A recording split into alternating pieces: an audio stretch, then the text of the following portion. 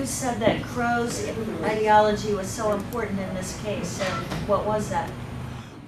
Jim Crow is a political conservative.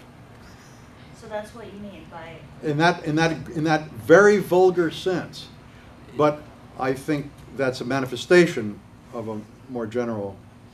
But the way he says the ideology in the 1974 book is that it's an ideology about maintaining the status quo. Right. And so it's conservative in that sense of maintaining the status quo. That's what I mean by political conservative. Yeah. I don't mean that he wanted to undertake a fascist revolution, if that's what you mean.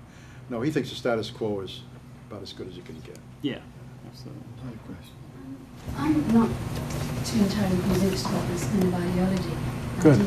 But I suppose, just to pursue it a little, how conscious is a scientist or a historian, for that matter, of the supposed ideology that they're the vehicle for? And in that case, then, would you see yourself as having a particular ideology and influencing both scientists and historians to think in certain ways?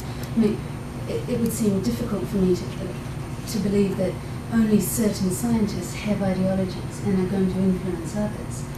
I mean, how would some scientists be free I was his student, and he was devoid of any kind of preconceptions or anything of that sort. You are? He just devoid of them. It was all completely objective. What are you saying?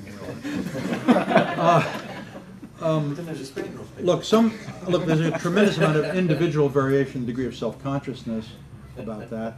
Dobzhansky was very self-conscious about his ideology. He spent a lot of time. For example, let me give you an example. He was concerned about whether we as geneticists should really oppose Lysenko. Why?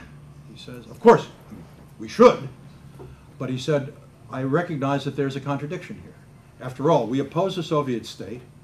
We would like to see them reduced in world power and perhaps even disappear.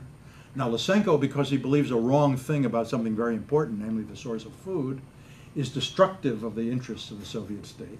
So why don't we encourage Lysenko? I mean, I'm just telling you the words out of his mouth. We had these discussions in the library. Why don't we encourage him?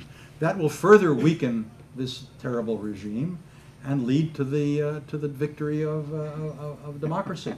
He said, we can't do that because we have a prior and higher obligation to the truth, or as we understand it, and we just have to live with the fact that there's that contradiction, and because scientists have an obligation. Now that's an example of a very explicit ideology, political ideology, and an ethical one, which came into play in his publications and his writing about an issue in genetics, namely the inheritance of acquired characteristics. And over again, as I said before, he talked about, he did experiments, for example, on behavior in selection for behavior in Drosophila, because he wanted to show that populations that had genetic variation adapted more quickly to behavioral challenges. And so he was one of those people for whom it was very conscious, and in which he turned that into experimental work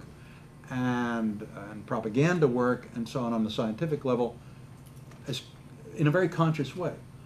Others, of course, are not so conscious of that. And for many people, most people I know say they don't have any political ideology.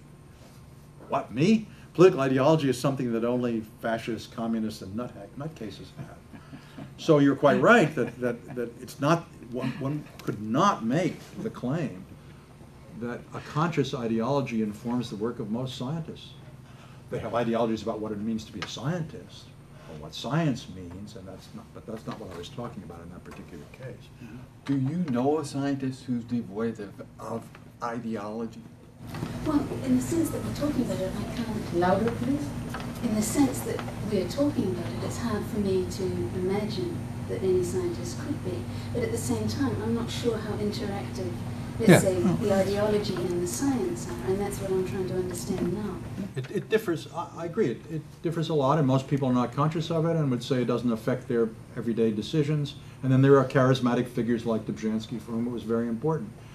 And Jim Crow was a very powerful person in population genetics and evolutionary genetics for a very long time.